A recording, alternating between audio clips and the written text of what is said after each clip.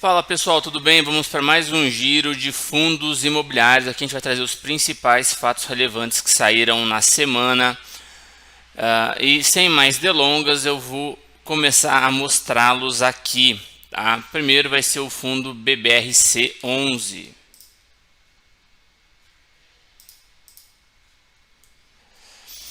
Olhando aqui o fundo BBRC11, ele comunicou.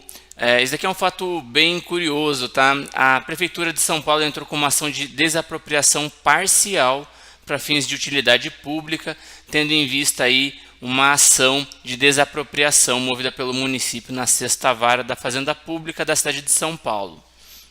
A decisão foi favorável ao pedido do município e a ação de desapropriação, sendo que o imóvel terá parte da frente da fachada, tá? Parte de sua frente e aproximadamente 284,19 metros de área construída deve ser objeto de alteração, da forma que a área total do terreno passará de 884 metros para praticamente 600 metros quadrados. O projeto está inserido no âmbito da Operação Urbana Consorciada Faria Lima, o novo plano diretor estratégico do município. O que compreende esse plano? Tá? É a ampliação das calçadas e enterramento da rede aérea, pavimentação de vias de acesso aos espaços públicos, melhoria de infraestrutura, de transporte coletivo, drenagem urbana, mobiliário urbano, paisagismo, iluminação pública e a sinalização de acessibilidade. Referidas intervenções compreenderão o trecho entre a Avenida Juscelino Kubitschek e Bandeirantes, abrangendo aí aproximadamente 3 quilômetros da Avenida Santo Amaro.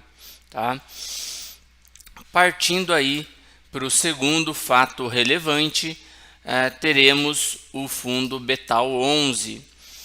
O fundo Betal ele anuncia a aquisição de imóvel em Vila Velha, Espírito Santo, com uma área aí de terreno, tá? De 4.436 metros quadrados. Nesse imóvel foi edificado um terminal portuário privado de granéis líquidos, na modalidade de contrato atípico, sale and leaseback, pelo período aí de 10 anos. Tá? Qual que é o valor aí da operação mensal? É de R$ 381 mil, corrigidos anualmente por IPCA. O cap rate da operação é de 9,55% e o impacto é de 6 centavos por cota mensal. O valor total aí da transação é de R$ 488 milhões aproximadamente. Na verdade, 47,87 milhões de reais, tá? E o fundo pagou aí um sinal de quase 14 milhões de reais, devendo pagar o restante na lavratura da escritura aí do compromisso de compra e venda firmado aí na data do dia 4 de março. E ainda sobre Betal 11, a gente vai trazer aqui a informação sobre ele ter adquirido um CRI. Foi a 48ª série da primeira emissão do Travessia Securitizadora SA. É um CRI de 60 milhões de reais que vai remunerar em IPCA mais 9,3%. O prazo da operação é de 10 anos. O lastro são as debêntures emitidas pela Companhia Agropastoril do Vale do Pirajiba e a garantia é a alienação fiduciária do imóvel rural denominado Fazenda Santo Antônio 2. E também a fiança dos acionistas, cessão de recebíveis e o colateral. Os recursos captados pela devedora em razão da subscrição e da integralização das debêntures serão utilizadas para o financiamento do projeto de construção da usina de açúcar e álcool da devedora. Serão concluídas ainda algumas reformas, alguns investimentos imobiliários correlatos a esse projeto. O impacto será uma distribuição mensal de 7 centavos por cota. E aqui a gente para observar um pouco sobre esta operação. De novo, um CRI de 10 anos que remunera IPCA mais 9,3% e a alienação fiduciária da Fazenda Santo Antônio avaliada em 91 milhões de reais. O CRI tem como destinação dos recursos a conclusão da usina de açúcar e etanol, a região pioneira do oeste aí da Bahia, tá? Com canavial próprio irrigado por 12 pivôs. A região aí tem alto nível de produtividade em cana e a usina iniciará a moagem e produção de etanol destinado ao mercado baiano no segundo semestre do presente ano. Aqui tem ainda alguns detalhes sobre a operação. A fiança dos acionistas pessoa física da empresa é a Regiane e o Sérgio Paranhos. E aqui a gente tem aí o município, tá? A localização do município no mapa do estado da Bahia, sendo Muquem de São Francisco. Aqui a gente tem aí algumas imagens também da fazenda e a localização estratégica do ativo. Aqui a gente vê já o portfólio do fundo. Ele tem aí uma alocação de 255 milhões de reais em aproximadamente um mês de operação. Que saiu aí o IPO dele, ele captou perto de 600 milhões de reais e já alocou quase metade. O cap rate médio da operação é de 9,3 e o prazo médio dos contratos está em 11,6 anos. São 5 ativos que ele já comprou, um CRI, 4 imóveis. Todos os imóveis, aliás, todos não, 3 imóveis têm aí um prazo de 10 anos de contrato de locação, o CRI tem 10 anos e apenas o segundo ativo, tá, que é um terminal intermodal, tem prazo aí de 15 anos. Cap rate de todos eles acima de 9% ao ano, corrigidos aí, contratos atípicos corrigidos por IPCA. Agora a gente vai falar do fundo HGBS.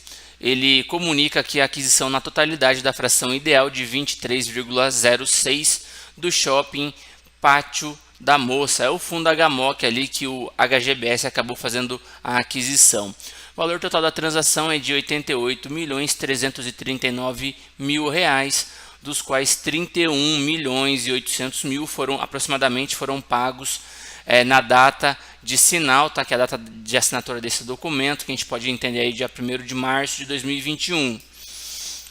O restante será pago em 4 parcelas semanais que não sofrerão reajustes no valor de R$ 14.134.000 reais aí aproximadamente. O cap rate da operação é de 7,6%, considerando o NOI do regime de caixa de 2019. Agora para falar sobre o fundo LVBI. Aliás, não, antes eu vou fazer ainda aqui algum comentário sobre o fundo HGBS. No seguinte sentido, pessoal.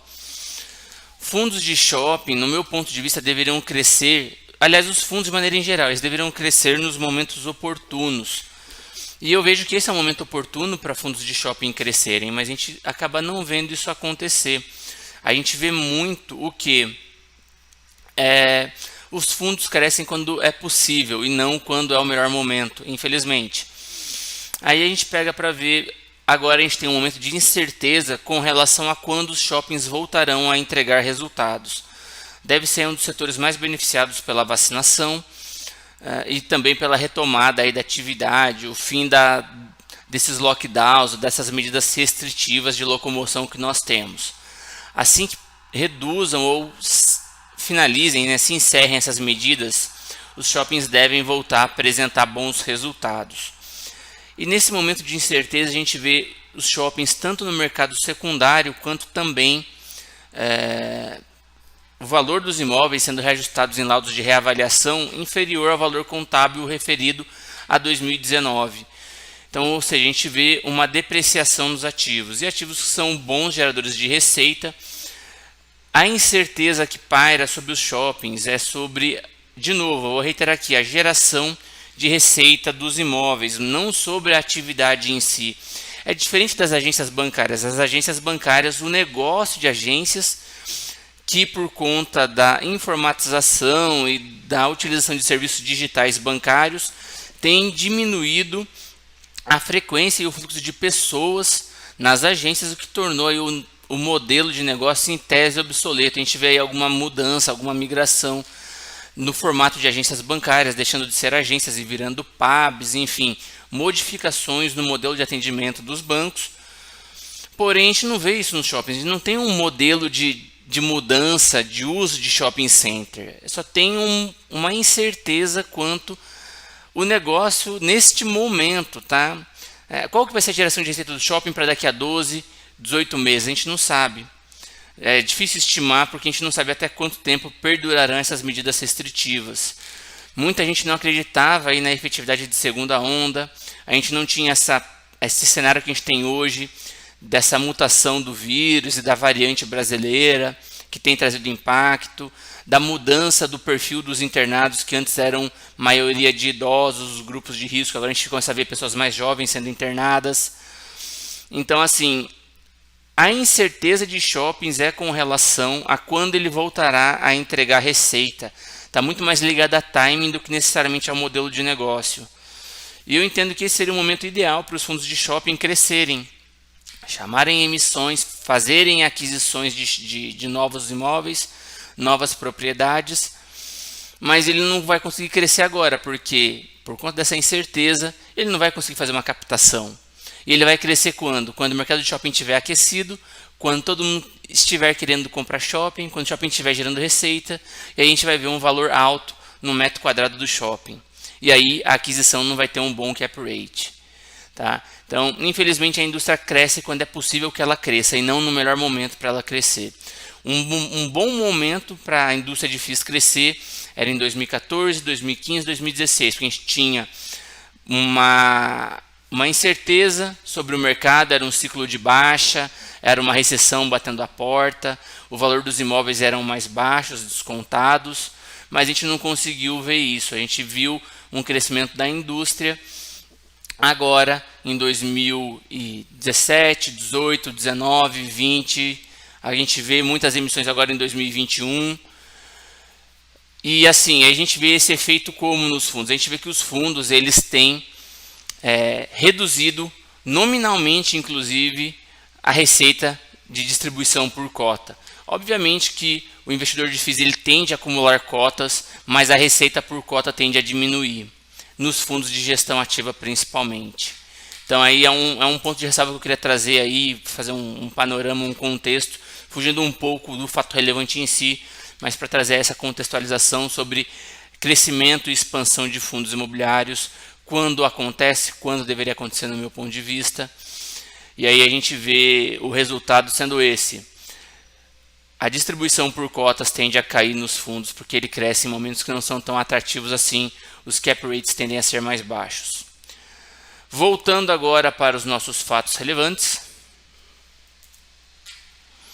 Aqui a gente vê essa aquisição, tá? Então, enfim, agora o fundo vai passar a fazer jus a 100% do caixa que for gerado pelo imóvel, tá? Que ele comprou, que era aí do Pátio da Moça, tá? Ele comprou as cotas aí do fundo do Pátio da Moça, são 29,8 mil metros quadrados, as cotas do HMOC, né? A administradora é o AD Shopping, principais locatários Riachuelo, C&A, Renner, Lojas Americanas, Centauro, Magazine Luiza, Dani Cosméticos, alguns objetos também de lazer e serviços, como Play Art, Mané do Churrasco, enfim, é o shopping aí da cidade de Diadema. Agora falando aí sobre a LVBI, o fundo aí ele informa a contratação referente à totalidade da área bruta locável do ativo denominado Ativo Araucária com a empresa Magazine Luiza S.A. É um contrato típico que teve início, ou melhor, terá início, né? Tem início em maio de 2021, o prazo de duração é de 60 meses, tá? 5 anos. Ainda prevê melhorias na área de galpão, acréscimo de aproximadamente 4.300 metros quadrados de área bruta locável, totalizando aí uma nova área bruta locável de 47.157 metros quadrados. Tá? Então, ou seja, ele vai ter esse acréscimo que vai aumentar aqui a área bruta locável e futuramente ainda poderá ter uma expansão de mais 12.400 na ABL do fundo. O imóvel vai ficar mais eficiente operacionalmente. Tá? Essas reformas visam isso, trazer otimização à operação do mesmo. A nova área bruta locável do ativo, tá, passará a ser aí então, de novo, reiterando, 47.157 metros e o aluguel mensal representa nessa data o equivalente a 8 centavos por cota.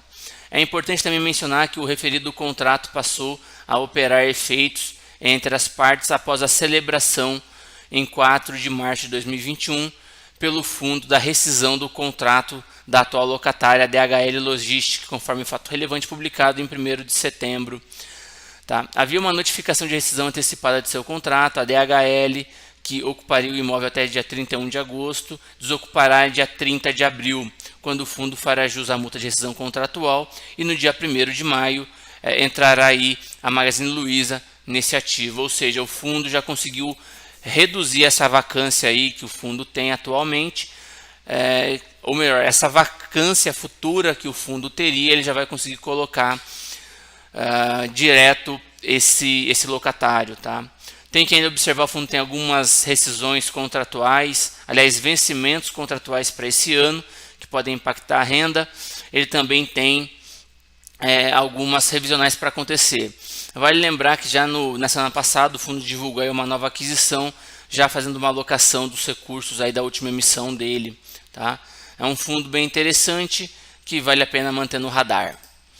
Aqui a gente pega para ver o mérito do desenvolvimento imobiliário, fundos de investimento imobiliário, tá? Ele está informando a aquisição de uma área, de um terreno na Vila Silva Teles, localizada na cidade de São Paulo, ali próximo a Itaim Paulista, tá? A área periférica da zona leste de São Paulo.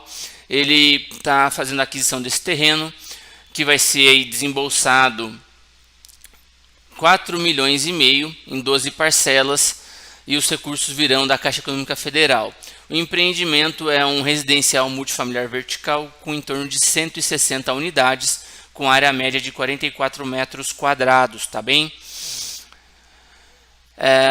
Vale mencionar aí esse fundo, o MFI, ele está em processo de emissão, ele está expandindo o fundo e ele vai fazer aqui essas aquisições, tá bem? Essas novas aquisições. Divulgou essa compra, e o próximo fato relevante vai ser de uma outra aquisição dele também. Ele não informa se esse produto vai ser Minha Casa Verde Amarela, tá? Mas tem financiamento da Caixa Econômica Federal e vai ser um público aí destinado para população aí de baixa renda, até mesmo pela localização do mesmo, tamanho e financiamento já da Caixa Econômica Federal. A gente já tem aí esse cenário, tá?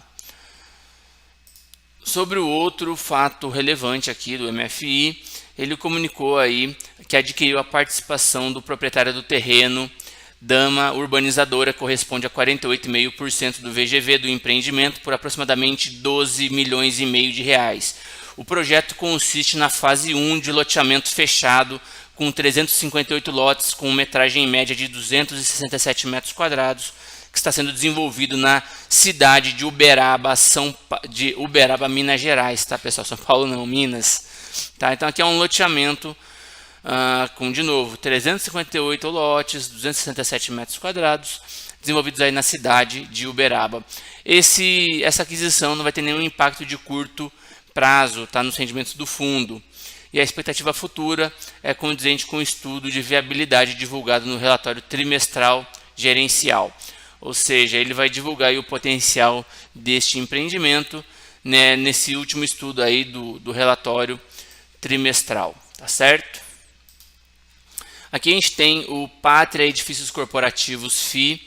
Ele comunica, né, que está aí sobre condições precedentes ainda, tá? Tem ainda algumas questões a serem resolvidas. A aquisição de um andar. Aquisição aí de um andar no edifício Roberto Marinho Square, localizado na cidade de São Paulo. A área BOMA que ele está comprando é de 1.137,68 metros quadrados, pelo valor aí de quase 21 milhões de reais. O fundo ainda não desembolsou nenhum recurso, porque não houve pagamento de sinal. A transação refere-se à 8ª aquisição de ativos imobiliários, em total alinhamento com a tese de investimento de imóveis de alta qualidade, localizados nos principais eixos corporativos. O imóvel se encontra totalmente locado. O incremento estimado é de aproximadamente 2 centavos, quase 3 centavos por cota, tá bem? Fechando aqui, tem mais dois fatos relevantes, 3 aí no caso do RBCO, os do RBR são basicamente aí o mesmo assunto, tá? Aqui a gestora, aliás, esses 3 aí, de 2 gestoras distintas, uma RB Capital, ela decidiu voluntariamente reverter em benefício do fundo e de seus investidores parte da remuneração via taxa de gestão. Ele vai dar um desconto de 25% de março de 2021, decrescendo linearmente até zero em dezembro de 21. Tal desconto vai começar a ser percebido no regime de caixa de abril até dezembro. E aí ele informa aí que quem quiser mais esclarecimentos é só ligar no RI da RB Capital. E aqui a gente vê a RBL e a RBRP, os dois fundos de logística e de properties da RBR, comunicando que eles vão também renunciar parte da taxa de performance e agora vai no ano de 2021, que é paga semestralmente, ou seja, vai ter 2 semestres aí, e eles vão colocar uma taxa mínima de 6,75% ao ano. Então a taxa de performance vai ser o quê? Ou vai ser 6,75% ou a correção do IPCA mais X. X é o yield do IMAB5.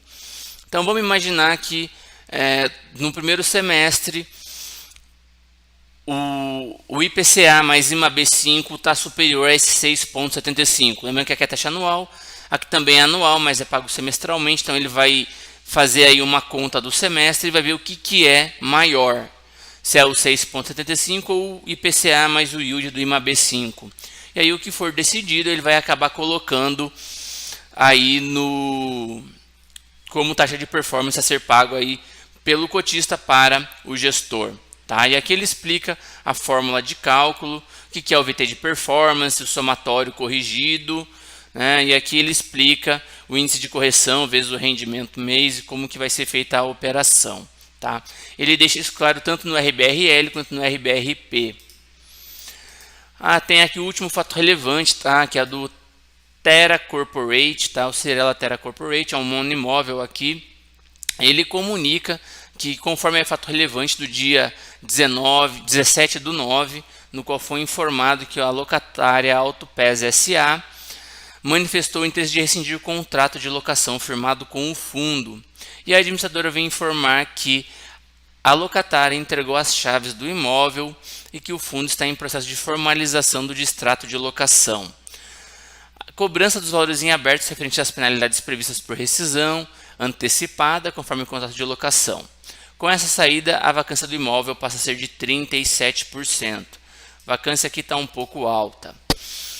Dessa forma, a administradora informa que a distribuição de rendimentos, informada no dia 5/3, teve impacto negativo de 11 centavos por cota. Tá bem? E a administradora trabalha junto aí com o consultor imobiliário para reduzir a vacância do fundo. Bem, era isso, pessoal. Eu só queria